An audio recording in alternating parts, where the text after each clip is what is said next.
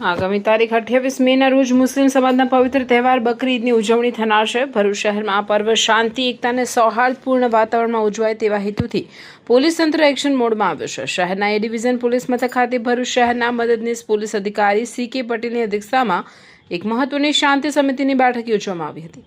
આ બેઠકમાં ભરૂચ શહેરના A, B અને C ડિવિઝન પોલીસ મથક અંતર્ગત આવતા વિસ્તારોના હિન્દુ તેમજ મુસ્લિમ સમાજના અગ્રણીઓ, સામાજિક કાર્યકરો અને સ્થાનિક પ્રતિનિધિઓ મોટી સંખ્યામાં હાજર રહ્યા હતા। બેઠક દરમિયાન આગામી તહેવારને લઈને વિવિધ સામાજિક અને ધાર્મિક મુદ્દાઓ પર વિગતવાર ચર્ચા વિચારણા કરવામાં આવી હતી। બેઠકમાં DYSP CK પટેલે કાયદો અને વ્યવસ્થાની સ્થિતિ જાળવી રાખવા માટે જરૂરી સૂચનો આપ્યા હતા।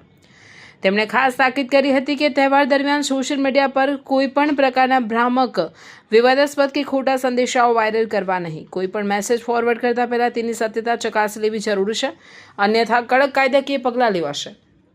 પોલીસ પ્રશાસન દ્વારા તમામ સમાજના લોકોને અપીલ કરવામાં આવી હતી કે ભરૂચની ગંગા જમુના સંસ્કૃતિને બરકરાર રાખી પરસ્પર ભાઈચારો, પ્રેમ અને શાંતિ જાળવીને તહેવારની ઉજવણી કરવામાં આવે। શાંતિ સમિતિના સભ્યોએ પણ પોલીસ તંત્રને પૂરેપૂરો સહકાર આપવાની ખાતરી આપી હતી। અને આજ દિન સુધી કોઈ બનાવ એવો બનતો નથી, પણ અમે મુસ્લિમ સમાજ તરફથી ખાતરી આપીએ છીએ કે જે સરકાર દ્વારા પ્રતિબંધિત જાનવરો છે એની કોઈ પણ જગ્યાએ કુરબાની નહીં થાય એવો અમારા સમાજના તમામ આગેવાનોએ નક્કી કર્યું છે। થાય પણ નહીં, આજ સુધી થયું પણ નથી। અને જ્યાં સુધી આ 3 દિવસો સાહેબ સવાલ આવે તો ગુરુ શુક્ર શનિ 3 દિવસ ઈદ છે, એ સમય ખાલી દરમિયાન સાહેબ 2-3 જગ્યાએ પોલીસના ખાલી પોઈન્ટ કેવા કે ટ્રાફિક વધારે થઈ જાય, તો એક આપણા B ડિવિઝનમાં APMC આગામી 28 તારીખના રોજ મુસ્લિમ ભાઈઓનો બકર ઈદનો એક તહેવાર આવી રહ્યો છે।